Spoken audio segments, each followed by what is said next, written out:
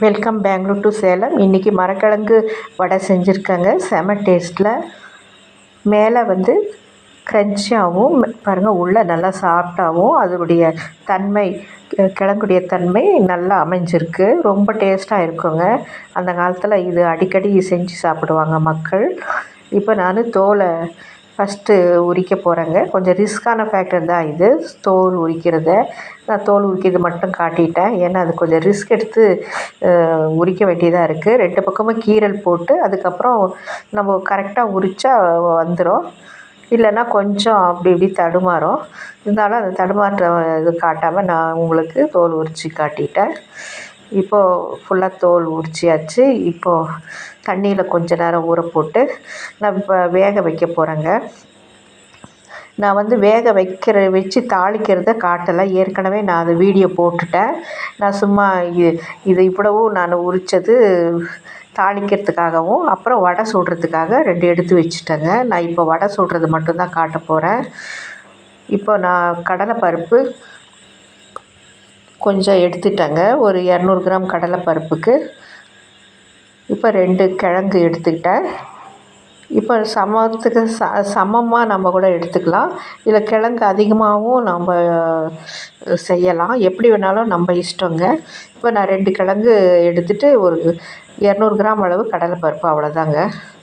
இப்போ நான் கட் பண்ணிவிட்டேன். இப்போ பாருங்க, நான் வேக வச்ச கிழங்கு தாளிச்சிட்டேன். இது ஏற்கனவே வீடியோ போட்டுவிட்டேன், அதனால நான் அது அவ்வளோவா விவரமாக அது காட்டலை. இப்போ பாருங்கள், மிக்ஸி ஜாரில் நறுக்கின கிழங்கு இதில் அரைச்சிக்க போகிறேன். ஒரு சிலர் துருவியெல்லாம் செய்வாங்க. துருவுறதை விட அரைச்சி செஞ்சது தாங்க நல்லாயிருக்கும். ஒரு வடையுடைய எஃபெக்ட் நமக்கு கிடைக்கும். இப்போ அதுக்கு சோம்பு, பூண்டு, இஞ்சி போட்டு நம்ம வடைக்கு அரைக்கிற மாதிரியே அரைச்சிடணும். இப்போ எல்லாமே அரைச்சி அதில் கிழங்கு போட்டாச்சு. இப்போ நான் கடலைப்பருப்பு அதோடு சேர்த்து அதை அரைச்சிக்கிறேங்க. முந்தியெல்லாம் கடலைப்பருப்பு இந்த கிழங்கை வந்து இடித்து உரலில் இடித்து அப்புறம் இதுக்கு உரலில் வந்து ஆட்டி செய்வாங்க. அந்த மாதிரி தான் பண்ணிகிட்ருந்தாங்க. பிறகு இப்போது இந்த மாதிரி மிக்ஸி ஜார்லேயே போட வேண்டியதாக இருக்குது. ரொம்ப டேஸ்ட்டாக இருக்குங்க இடித்து அப்புறம் வந்து அரைக்கிறது, ஆட்டுறது. இப்போ பாருங்கள், எல்லாமே கட் பண்ணது. வரமிளகாய் உங்களுக்கு தேவையான பச்சை மிளகாய் போட்டுக்கோங்க, நல்லதாக இருக்கும். நான் வரமிளகாய் போட்டுக்கிறேன். கருவேப்பிலை, கொத்தமல்லி தழை போட்டு நல்லா பிசைஞ்சிக்கணும். உப்பு போட்டாச்சு தேவையான அளவு. இப்போ நல்லா கலந்து விடணுங்க. நான் ஸ்டவ்வில் எண்ணெய் காஞ்சிட்ருக்கு, அதை ரெடி பண்ணி வச்சுட்டேன். இப்போ நம்ம உருண்டை பிடிச்சி வச்சுக்கிட்டு வடையை சுட வேண்டியது தான். ரொம்ப டேஸ்ட்டாக இருக்குங்க இந்த வடை.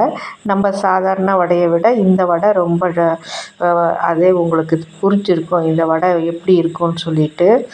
தாளிப்பு கொடுத்து சாப்பிட்டாலும் நல்லாயிருக்கும். இது பல விதத்தில் நாம் இப்போ செய்ய ஆரம்பிச்சிட்டாங்க. அந்த காலத்தில் வடை சுடுவாங்க, தோசை சுடுவாங்க, அப்புறம் தாளிப்பு கொடுப்பாங்க, வெறுமனே சாப்பிடுவாங்க. இப்படி தான் பண்ணிகிட்ருப்பாங்க. இப்போ நிறைய அதை வச்சு டிஷ் பண்ணிகிட்ருக்காங்க. இப்போ நம்ம அப்படியே வடை மாதிரி தட்டி போட வேண்டியது தாங்க. கொஞ்சம் மீடியம் ஃப்ளேம்லேயே நம்ம வைக்கணும், இல்லைன்னா கருத்து போயிடும் சீக்கிரமாக. கொஞ்சம் பொறுமையாக நம்ம வடை சுடணும்.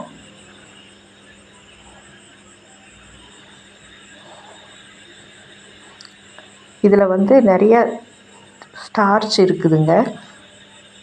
ரொம்ப நல்ல உணவு தான் இது. வந்து பசியை கொஞ்சம் கட்டுப்படுத்தும் இந்த கிழங்கு சாப்பிட்டா. வடையும் ரொம்ப டேஸ்ட்டாக இருக்கும். இனிப்பு வடை கூட செய்யலாம்.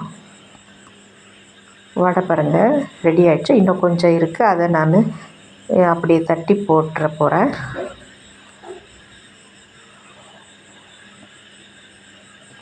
அவ்வளோதாங்க, வடை எல்லாமே ரெடி ஆயிடுச்சு.